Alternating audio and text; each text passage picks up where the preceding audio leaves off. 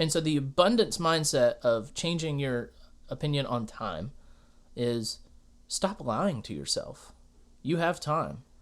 You have time to read that book. You have time to listen to that podcast.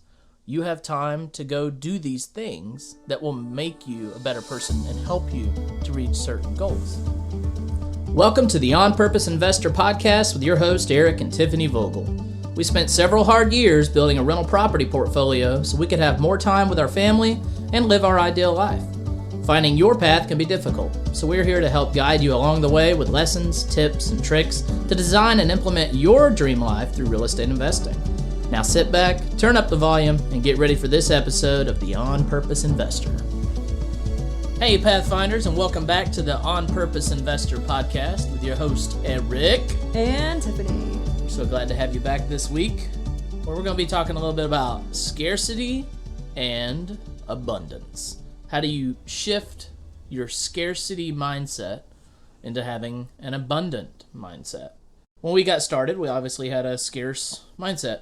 We had a limited amount of money that we either made or had to put toward our investments. We didn't really have a lot of money. Everyone kept asking, do you have equity in your house? And it's like, I just bought my first house like 2 months ago, so no. I had to rent my first house because I had no equity. Well, it wasn't your first house, but... I sold my first house. Yeah, and then blew the money.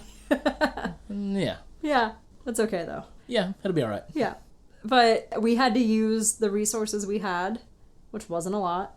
Yeah, it wasn't. To get started, and it caused us to view things in a scarcity. You know, our hands were closed tight.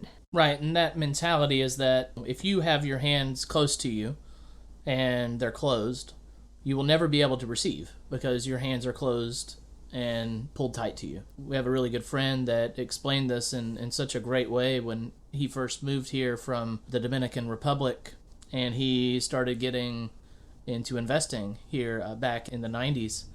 And he said, when I first bought a few houses, I really didn't understand that mindset of, you know, you have to be willing to give in order to be willing to receive.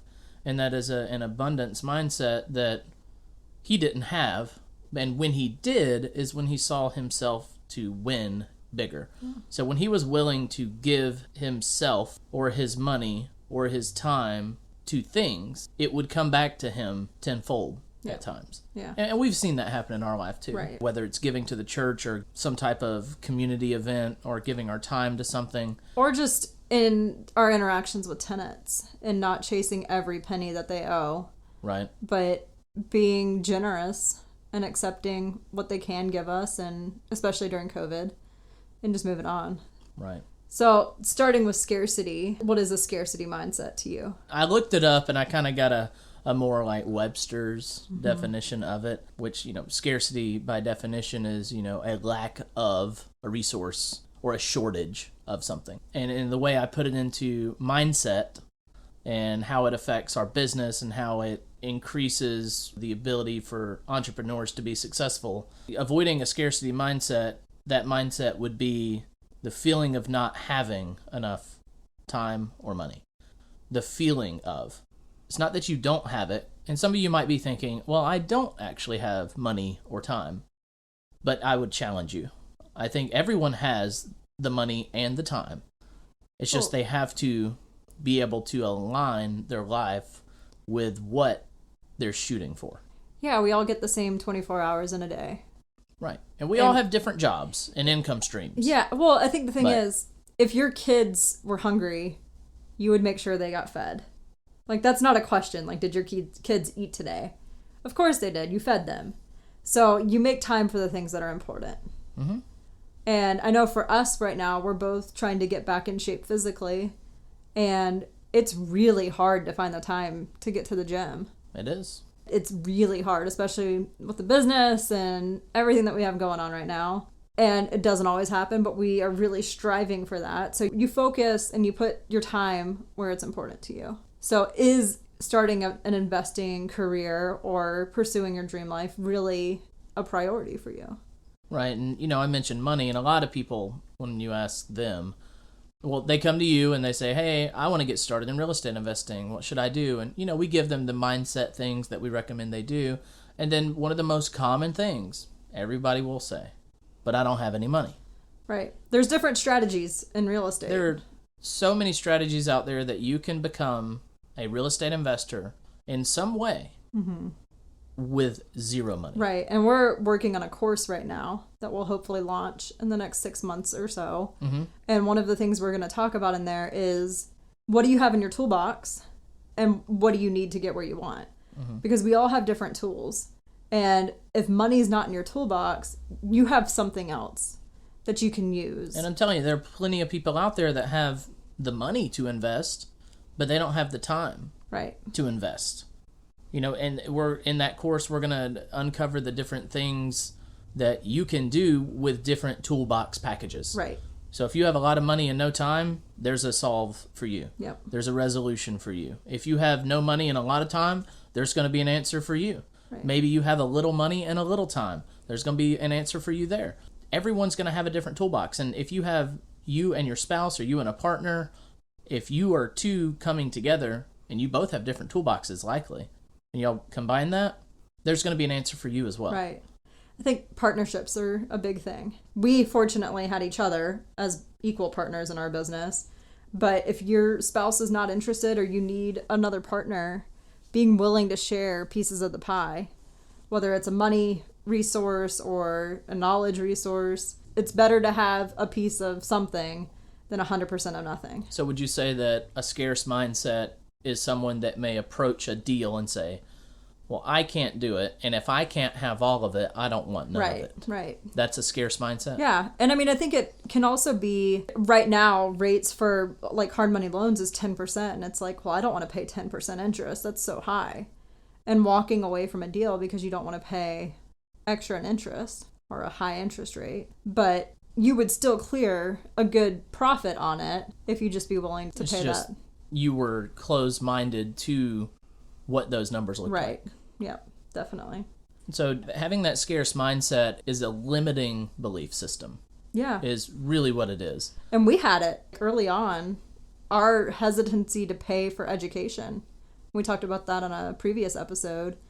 We didn't want to spend money on courses because we thought it was a waste of time and it was a waste of, several $100s that could be invested in the business. Right. And we finally decided a couple of years in to go on a cruise that was a seminar cruise, and it changed everything about our business. We were about 18 months into our investing journey when we went on that cruise. So for 18 months, I think we had bought 3 or 4 rental properties before we went on this cruise. Right. And we read a lot of books. We listened to a lot of podcasts, so we were still educated. We had a ton of education. But I think it was the network and the community that And it was being around people that would challenge you. And, I remember going up to Pete Fortunato on that cruise. I told him, I was like, hey, we've been investing for a year and a half, and we've bought 4 rental properties. Like, why only 4? And in my mind, I was like, we're winning. We're doing great. And then, Pete says, why only 4? And it just challenged me to think, like, in my head, I was winning, but in his head, he was saying, you could be winning even more. Yeah. And just being around people like that would increase your thoughts and of what success looks like and what your capabilities are. So. Well, I think at that point, we were, in our minds, big fish in a small pond. Because the people around us, including our family, thought we were crazy for how many houses we were buying, and we still weren't married. Mm-hmm. I think by the time we went on the cruise, we were married. Yes. We were doing things faster than most of the people in our network at our local meetups and things like that.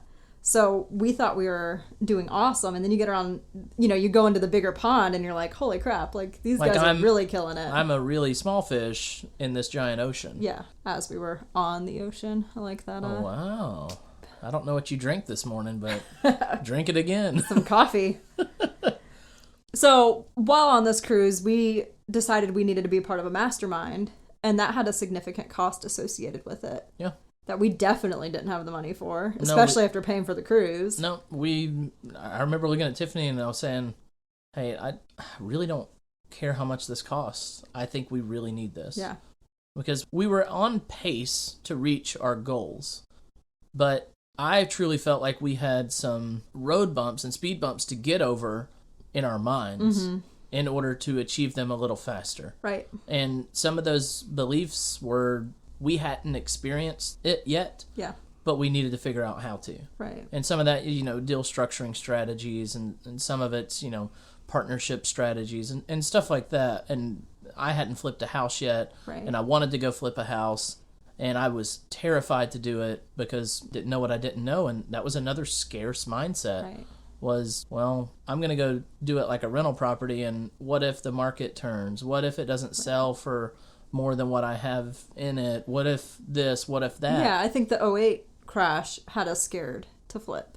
Yeah. Because of how that turned out for a lot of people. And we really thought that we were heading in that direction. Right. And I flipped, was it 3 or 4 homes that we've flipped in total? Yeah. 4. And they were all in 2018, 2019. We thought the market was going down, but we didn't know what we didn't know, and no one can really predict the real estate future. Some people may speculate and guess well, but you can never really tell which way it's going. Yeah. And, looking back now, it's like, wow. We should have done more. I should have done more. Yeah. Absolutely. I think the thing we needed from the mastermind was we needed more tools in our toolbox. We had a hammer and a screwdriver, and we needed a wrench and, I don't know, a PEX crimping tool and a saw. We needed different tools. Right. And not just in strategy, but in mindset. And that's what our mastermind gave us. Yeah. They encouraged us. They pushed us. They challenged us. Yeah. I mean, I remember leaving that first retreat thinking, well, I didn't plan on selling my business, but I guess we're selling it. I didn't plan on buying these extra properties, but we're doing it. Yeah, that's something we haven't talked about yet on the podcast. We had a handyman business for a couple of years, and in essence, it was sucking up so much of our time that we weren't able to focus on our real estate investing. Yeah. And time per earnings, it just did not make sense for us to continue operating it. So we did eventually shut that down. Right. I think that mastermind definitely gave us the tools so that we could take the next step in our business. Yeah. That scarce mindset, it makes you think, well, I'm not financially in a position that I can afford this, whether this is a course or this is a seminar, this is a cruise or a mastermind.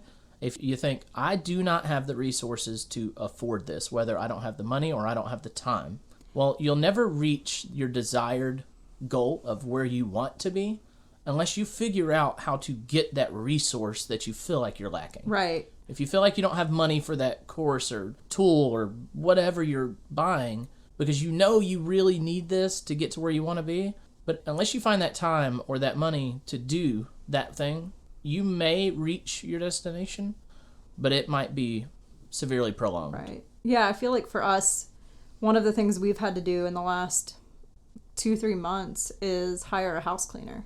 Mm-hmm. It's not something I think we still have a little bit of a scarcity mindset in that, well, I mean, we could clean the house or it doesn't have to be that clean, but we realized that was one of the things on my top 10 was having a clean house. And it creates clarity for me so that I can come and sit here and record this and not be thinking about how filthy the house is. And I can focus on building the course and all these other things. So I'm able to focus on things that'll generate more revenue for us in time instead of worrying about a couple $100s a month going towards a house cleaner. So it just creates this space for me and you, but I know it's something that I really wanted. So we hired someone to cut the grass this summer. And that was a hard thing for me to do because, I don't know, I sort of enjoy mowing the grass. I get to be outside, but I don't know. It's one of those things, my nose always runs after I do it. I got to wear a mask when I cut grass because all the dirt gets in my nose, and I got these long nose hairs that like to hang on to dirt. We don't need to talk about your old man nose hairs. Oh. Basically, the great thing about the guy cutting the grass was you were able, I think you went to the grocery store while he was cutting the grass last time. Right, and then we have now decided that we're going to not go to the grocery store, with the exception of going to like Costco to get some bigger things. But now we're going to start just doing like a click list thing and having groceries ready to pick up instead of spending all the time walking through the store, because now we can just save time there as well. And, you might be wondering, well, are you really being that proactive in your business that you need all of this time? One thing that I think breeds success and fully pushes you to a maximum potential is something called rest. Yeah. Not doing something. That's been hard for me because I am a go, go, go, go, go until I just crash. But I'm learning, like I took a couple days by myself in the camper and just stayed at our land, and I came back with more ideas than I left with. I mean, it was crazy how our business transformed in those 2 days just because I got away from the daily grind and took some time for myself. I guess don't count on rest giving you great ideas, but it feels like more things flow when you give your brain time and space to relax. That could absolutely be a abundant mindset. Right. You know, the scarce approach to time for rest may be, well, I'm still chasing after my goals. I need to be proactive and be listening to this podcast or reading this book or doing this course material at any, given off time. I've got to do this. I got to do this. Well, you also need time to absorb. Right. Your brain has to consolidate the information into your long-term memory. That's right. And so take that time and go listen to those podcasts. But once you're done with that, rest. Take a few minutes. Take 10, 20, 30 minutes. And that is an abundance mindset to say, I'm going to give myself time to do nothing. And if you need time to do nothing, you might have to hire a house cleaner. Right. Or someone to cut your grass. Or someone to cook you dinner once a week. Right. Whatever you don't enjoy is really what it boils down to. And like we said, you only get 24 hours in a day. And a lot of you are saying, well, I'm busy those 24 hours. This is all happening. This is all happening. But you can spend money to replace something. Right. To give you that time. Yeah. And I read a book recently, We Should All Be Millionaires by Rachel Rodgers, that really shifted my perspective on this. Because she talks about, you might need to spend some money hiring a personal assistant or someone to help out around the house. But if you can take that time and put it into building your business and generating 10 times the revenue of what you paid for that hour that you got free. I mean, our house cleaner, there's 4 women that come. They're there for about an hour. If I was doing that on my own, it would be 4 hours. What can I get done in 4 hours worth of time? Mm-hmm. A lot. I mean, and that could lead to a much higher revenue and profit for us. It's a return on your time and an investment on your time. And sometimes I use that time as rest, and that's okay. But I come back ready and more recharged when I do have time to work. And currently, we are facing a scarce versus abundance mindset issue literally as of 2 to 3 hours ago. Yeah. When I met with a foundation repair person for one of our homes, we're going to call this house the Bungalow. Yep. It's a cute little 2-bedroom, 1-bath house built in 1930. It's tucked away in a little side street in our area. It's about a half mile from our house. Really love the location of it. Love the house in general, but the floors are a little wonky. And I hired a company to come out and give me an estimate on, what should I do to fix these floors? And what they uncovered is part of the house is sort of falling in. It's the kind of house we would love to buy, not the kind of house we want to have owned for 3 years. Yeah, and it uncovered something pretty grave. We are absolutely going to do everything we can to not be slumlords or ever be identified as a slumlord. Some folks out there might say, fix the leak, put some kills on it, put some OSB on the floor and put carpet on it and send it back, and get a new renter in there. And in my mind, it's just not good enough. It needs to be removed. It needs to be fixed. It needs to be done right. Yeah, and I think the big scarcity abundance struggle right now is we had a lot of turnover and a lot of turnover repairs that go along with it. Over the past 2 months or so our reserves are depleted. Mm-hmm. We're kind of at the situation where it's like we don't have the money to fund this significant repair that has to happen. So we have a way that we know we're going to use to find the money and make it work and get it done.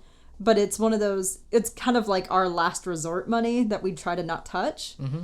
It's nerve-wracking, but we know putting the money into this property is going to create a better return in the long run for us versus doing the shortcut. Right. We could say, let's just put $10,000 onto this and find a contractor and say, hey, I've got 10 grand. This needs to be fixed. Whatever you do, whatever. All you got is 10 grand.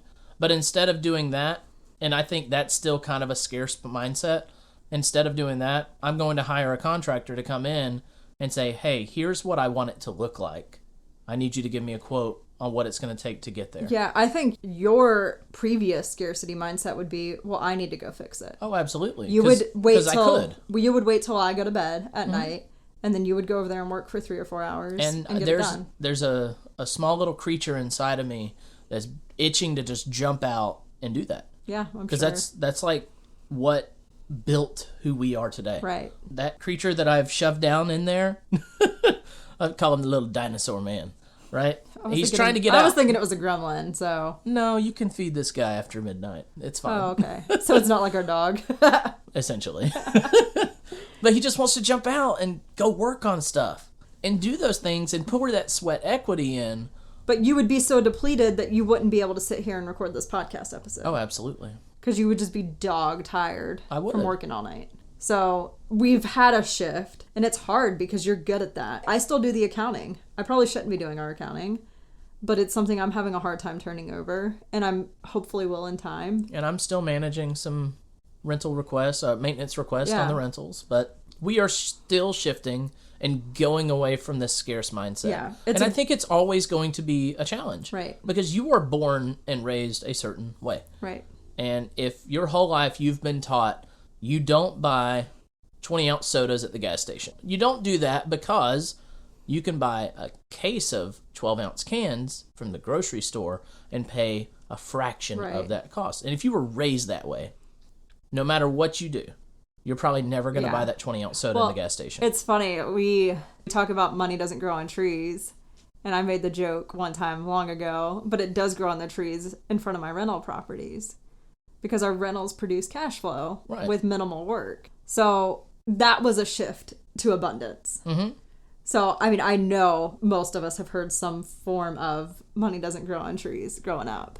Yeah. But how can you change that so that you can find a way to make money grow on trees? For sure. And if you own peach orchards or apple orchards, that's money just growing right there on the tree. We have a friend that has a peach orchard, and he just invited us out for peach picking next week. Yeah. Money grows on trees in many different ways. Yes. But ours just happens to grow on the oaks in front of our rentals. Yes. So abundance. What's abundance to you? Well, abundance is having a lot of something. Yeah. Having your hands open and willing to share and give, to receive. Mm-hmm. Thinking abundantly about time. What does that mean to you? And I'll tell you, to me, thinking abundantly about time is, well, there's only 24 hours in a day. I don't have time to go do X, Y, Z. And I have been convincing myself I don't have time to go work out. I've just been convincing myself that. And why did I convince myself? Because it was convenient. Right. If you are conveniently putting time in the way of something you know is going to make you a better person, physically, mentally, financially. Right. Then you are the only person in your way. And I was the only person in my way. And so the abundance mindset of changing your opinion on time is stop lying to yourself. You have time. You have time to read that book. You have time to listen to that podcast. You have time to go do these things that will make you a better person and help you to reach certain goals. So the abundance mindset on time is, it's there. You just got to stop lying to yourself. Yeah, I think with real estate in particular, it's viewing deals as a win-win situation. So when you're sitting at the kitchen table with a seller and they could sell this house on the market for a lot more than you're willing to offer them. Right. It feels a little slimy at times because you're like, I feel like I'm just not being fair to this person. But then when you look at it as, well, they're not going to have to clean out the property. They're not going to have to fix up anything. They get to hand the keys over and walk away and move on with their life. For some people, that is worth the cost that they are giving up and potential upside of listing the house. Yeah, so the scarce thought pattern to this is when you buy a house, there's a win-lose situation. Right. The buyer is winning because they bought it at a huge discount, and the seller is losing because the seller lost money. Right. Or switch that around. The buyer bought it at a way high premium, and the seller sold it for way more than they bought it for, and that seller won and the buyer lost. Yeah. But the abundance mindset is that both sides of the table are winning. Right. So one of our flips that we bought was a referral from someone we know, and the gentleman lost his sibling, and it was a hoarder house. Yeah, it was full of stuff. Yeah. And it had been smoked in very heavily. They had owned it for like a year, right? It was over 3 years ago that his brother had died. So it just sat there for 3 years. Yeah, and they ran the air conditioning and things like that. So it was in great shape. They had a hard time bringing themselves to going through all the stuff. Right. Because it seems like to me that it happened quite suddenly. I think that, and I think the sister-in-law passed away in the home. Yeah. And his wife found her. Yes. So every time she went into the home, it was an emotional battle of remembering finding her sister-in-law. Mm-hmm.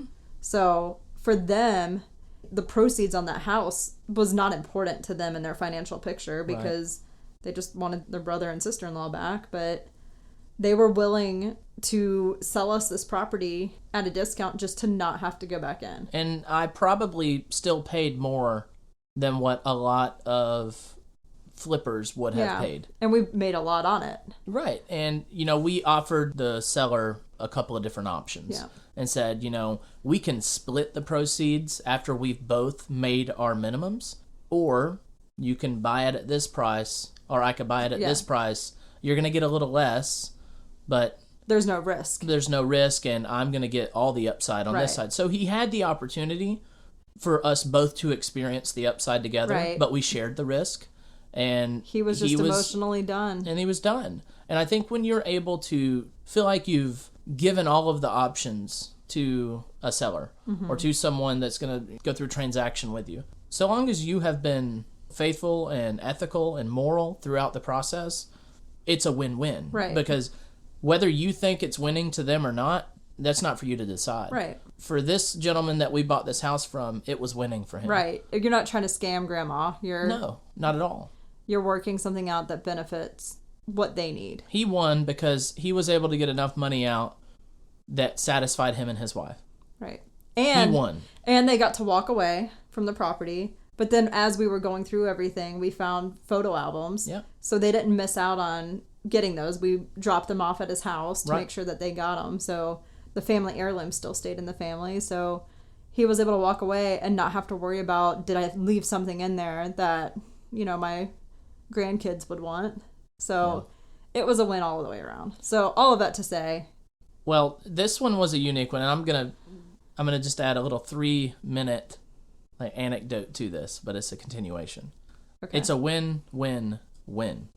Because when we sold the house, the person that ended up buying this house from us the morning of closing, and I was told this at the closing table when I was with them, she said, we were walking around and trying to figure out where we're going to put stuff, and, was buying this house using money that was given to them through a lawsuit. And the lawsuit came from their child, adult child, had gone through a medical issue. He was prescribed the wrong medication. He was given the wrong medication, and passed away. Yeah, the pharmacy ended up settling on a lawsuit, whatnot. But this money that they had from that lawsuit was buying this house. And they just wanted to be sure that they were being good stewards with their money, with the money that came from their late son. And she said, I am at peace. I am so comfortable with what happened and the way everything's going. Obviously curious, please elaborate. She said, well, this morning while we were walking around, I noticed something in the grass, and I reached down and picked it up, and it was a Christmas ornament, and it was an angel with wings spread open. And she said, I just started crying because I know that's my son. He was with that ornament, whether it was dropped or left, was there for a reason. And that is my son telling me that this is okay, that this is a good use of this money. And that's where I think it probably will not always happen that way, but that was a win-win-win. Right. Everyone, I feel like, won in that situation. Yeah. But that was from having an abundance mindset. Right. From being open. And it started all the way back at being abundant about going on a cruise. Yeah. All of that came from that. And being willing to close the handyman business. Because there was some ego and emotions in that of we don't want to admit we had failed. Right. But it just was not the right business for us and not the right time. And by being willing to close that business, we were able to focus on the real estate and really accelerate our portfolio. Right. And just generally, when money got tight, we put effort in and found a way to make the money we needed. So that's when we started flipping and pursuing other strategies. And there are many people out there that say, wow, the Vogels, they're lucky. They are some lucky folks. And, other people might say, wow, they have encountered some good fortunes. And I tend to often disagree with them. While I do believe there are some bouts of luck out there, luck doesn't accidentally just happen. I think you create the opportunity for luck. Right. You create opportunities in general. We weren't lucky to have, that gentleman come to us with this house that we flipped. Right. That wasn't luck. We were proven as buying houses and being good people. And really. we were recommended by someone that trusted us. Right. And then we took care of him. Absolutely. That buyer. So then when we got another opportunity to purchase a home that we kept as a rental, we were able to say, hey, if you're concerned, call this guy and he'll tell you how the experience was. Right. Absolutely. So it's your daily actions that create luck. Are we lucky when we have a good refinance? No, I don't think so. Because I feel like we got ourselves into a situation that would give us that outcome. Right. And that is opportunity. Yeah. In my opinion. Yeah. And some of you, I would absolutely love some feedback on this. Like, do you think you have good luck or bad luck? Or do you think... Well, I want to know. I want to talk about the Vogel curse for a minute. So, yeah, there is a thing called the Vogel curse. And it is alive and well. No. Just not in my life anymore. That was the scarcity mindset. Yes. So, in growing up, something would break. Murphy's Law. Something would break, and it would always break at the most inconvenient time. And my dad loves to call it the Vogel curse. Right. Driving down the highway, and the trailer tire pops. That's the Vogel curse. Or, you open the fridge up in the morning and realize that the fridge died overnight. The Vogel curse. Yeah. Anything bad happening was the Vogel curse. Yes. And it drove me crazy. Life happens. Like, it's not a curse. It's just, part of it was poor planning on your part sometimes. You'll never be able to convince my father. Oh, I know. That it is not a legitimate curse. Because I talked about Murphy's Law with him one day, and he's like, oh yeah, we just call that the Vogel curse. And I was like, yeah, sorry, I did not use the right word. Oh, man. It's funny. I sometimes like to bring it up and be like, oh, the lawnmower won't start. Vogel's curse. Right. Your lawnmower is 15 years old, but, whatever. I put a brand new Harbor Freight Predator engine on that 20-year-old lawnmower. Right. Frame. And it's still works kicking. Great. Yeah. Works great. I love and that's that your abundance mindset was, well, let me just fix it. No, that was my scarce mindset. Right. That was the scarce mindset of, well, I can fix it. I'm not going to go buy a new one that will work better and cut better and be easier to use. Right. I'm going to just fix this old one. Well, I think there's some emotional ties struggle. to that mower, too. It's a good mower. I like Anyways, so how does someone develop an abundance mindset? Well, I think it starts with every time you say, I can't. Or I can't afford it. I don't have the time. It starts with I can't. Yeah. I can't do that because. Right. I can't do something because. You have to replace that with how can I. Right. And that came from Rich Dad, Poor Dad. Yeah. So his was more, how can I afford this? His rich poor dad would say, there's no way I can afford this sports car. Or there's no way I can afford to buy this house. His rich dad told him to think instead, how can I afford this car? How can I afford this house? Right. So just changing the way you view things. That's right. So we can't afford a house cleaner. Well, how can we afford a house cleaner? Mm-hmm. And we kind of decided if we gets in a situation, Eric can pick up an extra drill day. And the time he would spend on the military duty would be much more enjoyable for him than cleaning the house. Mm-hmm. So it's finding ways to produce and to be abundant in your life. How are you going to go out through this next week? I challenge you throughout the rest of this week, every time you hear someone else say, oh, I can't do that, I challenge you. Just ask them, say, what would you say if I challenge you to say, how can I do that? Right. Maybe you're looking at tickets to go to a sports game, or you're looking at a hotel stay somewhere, or you're looking at buying a car, or you're looking at something. And the minute that the thought enters your mind, I can't afford this, change it and say, how can I do it? And then figure out what you're going to do it. Right. When you say, how can I afford it? And you say, oh, I can afford it if I XYZ. Right. Now figure out how you're going to do XYZ. And if you say, well, I can't do XYZ, then say the same exercise. How can I do XYZ? Well, you got to do this. So it's just like a scaffolding effect. It starts somewhere. It's always going to start somewhere at the very base ground level, and you got to work your way up to the how can I. Yeah, definitely. And you can figure out how to do it. Yeah.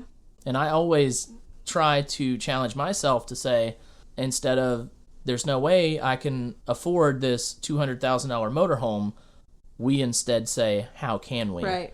And that's what we're doing. We have backed into that. And we're going to find a way to buy this $200,000 RV. Right. And I feel like the old person in the room, but like that's what we paid for my first house. Yeah. So yeah, we're going to buy a car, basically, that costs the same as the first house that we bought. But the mindset of, instead of looking at that big RV and say, wow, you must make a lot of money to have that thing, or you must be rich, or you must have hit the lottery. Or inherited. Or inherited that something. I want to be able to tell people, no, we worked for that. Right. Yeah, we paid for that, and we worked for that. We found a way. Yeah. You know, it was our abundance mindset that got us this. Yeah, I think also our community and just being around friends that challenge us and push us. So when we're stuck, you know, imposter syndrome has come up for us a lot, especially with launching this podcast and the book and everything else we're doing. And just being able to call friends and have them beat us up the head a little bit and push us has forced us to get out of that scarcity and imposter syndrome mindset into more of an abundance view. That's right. And I also think gratitude has been a big part. Like being grateful. Yeah. I mean, if you think about it, the way the majority of Americans live, right now, you could go into your kitchen and turn on the sink and get hot water. How cool is that? Like, I don't think we acknowledge that the way we live today is better than they lived at the Palace of Versailles. And you think of Versailles as like this grand, you know, royalty situation. But no matter how bad your at-home situation may be, or... Yeah, you're not peeing into a bucket with people watching you, because that's kind of how it went there, so... And you have air conditioning maybe coming out of a window or coming and out of the floor. I mean... Yeah. We live... And I know there are situations where people don't have all of this, so I don't want to ignore that, but... The majority of us, if you're listening to this, you have some kind of a device that can play audio. So you have either a phone, a smartphone, a computer, tablet, something. You have more than a lot of people in the world. Yeah. And just being able to acknowledge and appreciate that can shift you away from that scarcity view into a more abundant view. So just looking around and being grateful for what you have. Yeah. Instead of saying, I need more. So being rich with what you have. Mm-hmm. Yeah, definitely. Wow. Really enjoyed talking abundance and scarcity with y'all. But we want y'all to join us next week, where we're going to talk about how we shifted our strategy to win in this zoomin' boomin' market. Yes. All right. Thanks, y'all, for hanging out with us and listening to us talk about scarcity and abundance. What lessons can you take from this conversation and apply to your life? Don't let the time you just invested go to waste. You only get one life, so live it purposefully. That's all we have for you today. See you next time. Are you ready to discover and build your dream life? Then it's time to become a Pathfinder. Head over to onpurposeinvestor.com and sign up for our newsletter to get tips and tricks to help you find your path and get the latest from our blog. If you haven't already, we'd really appreciate an honest review on your favorite podcast app. If you're enjoying this show, share it with friends, family, and fellow investors. See you next time at the On Purpose Investor Podcast.